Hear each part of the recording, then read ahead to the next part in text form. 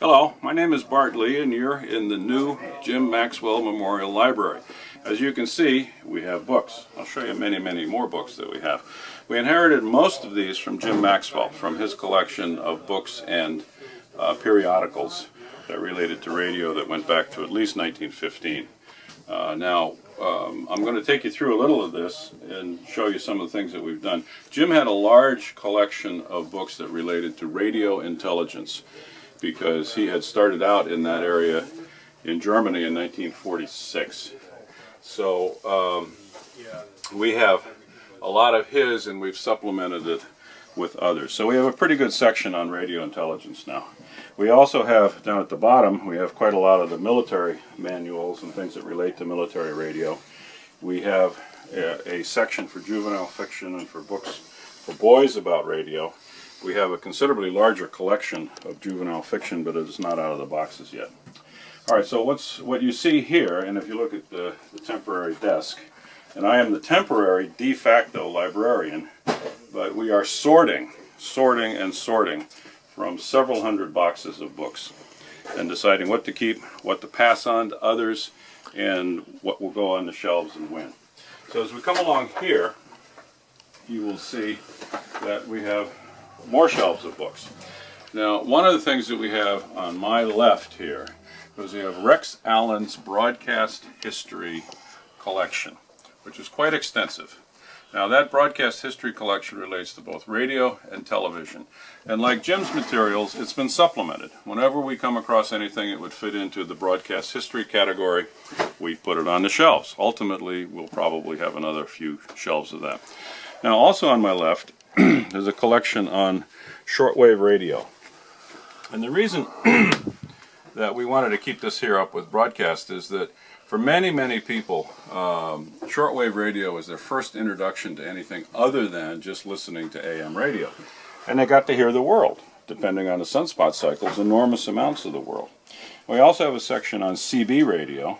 Even though amateur radio people tend to look down on CB, it's very often the case that a lot of people got their start in two-way radio in CB in the 70s, sometimes in the 60s. Jim Maxwell had a CB license dating to the 50s, and then he moved on to amateur radio or whatever, but it was a good thing for them to have that kind of experience. Now over here we have a section on books for radio collectors. Much of our membership they're collectors of radios. Many of them like to fix them up too, but they're certainly collectors of radios. And radios are eminently collectible. And as we speak, they're going through some sort of, spike in price. But that comes and goes. It depends on a lot of things.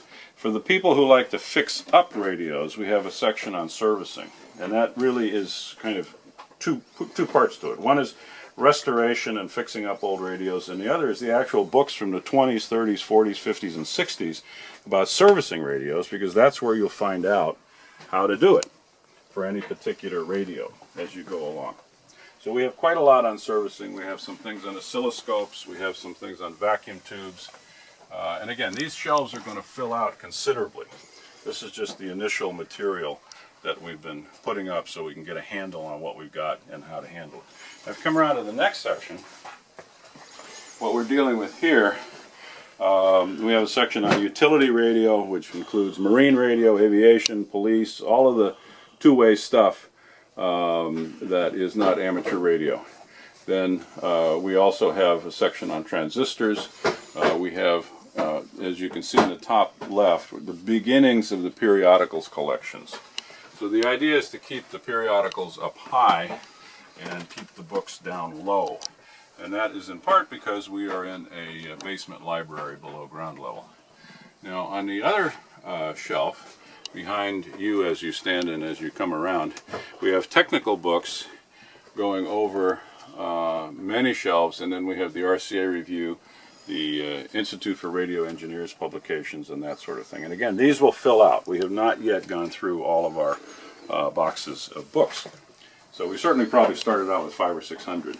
Now here you can begin to see what Hill and Earl have done in getting the periodicals up. Now again, a lot of these are going to get rearranged and the shelves are going to get rearranged too, but we have an enormous amount of work has gone into this by Hill and by Earl to make sure that we have these hard copies. Now, some of these are going to be up on the internet one way or the other. Many of them are not and will not be. So we will have the actual paper archive. And as you can see, we're sorting the books and we're trying to get the engineering books and that sort of thing in as we go along. So what Hill is working on right now is some shelving adjustments, and again you can see our periodicals up on these shelves. As we go over to this area, here's David working on the amateur radio section. Yes, David, you're famous. Breaking. New Zealand and Australia. New Zealand. Yeah, we're trying to keep all of the stuff that's in English so that we can find out what other people have been doing besides Americans. So this begins to be the amateur radio section. And what you will see over to the beyond, David, are the call books that go back a considerable way back. Oh, and these call books over here. Yeah. And this, for example, is a Radio Society of Great Britain Communications Handbook. The American ARRL does something similar, but they take a little different approach, and they're very, very useful to have both. So, and here's some examples of the call books. This probably goes, let's go to 1938.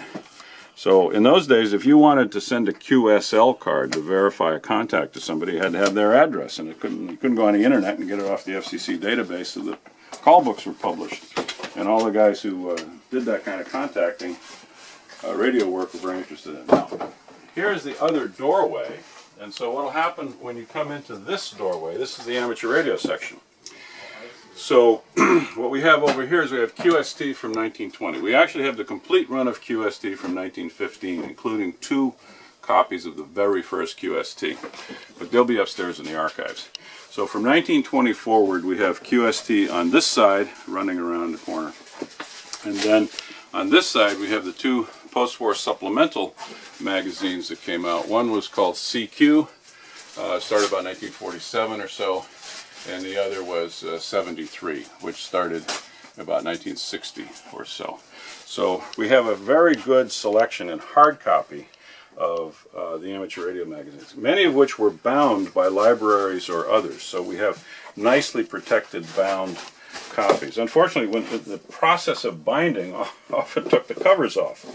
So it's actually a loose cover. We've got to figure out what to do with it. But the covers were quite colorful and quite interesting. And so we'll put this back in the right place and make sure it gets all sealed up appropriately. But we like to have the loose magazines as well as the bound magazines so that we can actually have the texture of dealing with these things. If you come around here, this again is amateur radio. As you can see, we're in the midst of doing a million things. But we have Communications Quarterly. We have the Radio Society of Great Britain up here. Here's the Radio Amateur American, ARRL. Radio Amateurs Handbooks. We have pretty much a complete run of those. We have quite a number of what was called the West Coast Handbook. Let me get one with the cover on it. Yeah, the Radio Handbook. This was done here on the West Coast, and was, as I said, known as the West Coast Handbook.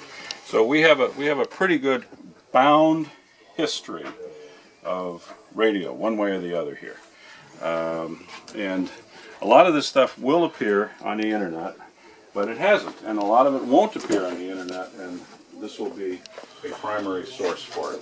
So that's a rough tour of the library. Let me take you outside for a minute and show you the sort of thing that has to happen here. So we're now looking here at some more books. We've probably gone through about 200 boxes of books, I would say. So a lot of these are things that we're going to keep. And then when we keep them, we'll figure out where to put them up on the shelves. Some of them are things that we're not going to keep. We marked them in red discards, and we hope that they go to happier homes. This is quite a big sorting job. Richard Watts was in here this morning just moving dozens and dozens of boxes around. And various people have gone through them at various times to look at what we should keep. So that's a quick tour of the library, and I'm available for questions later. Thank you.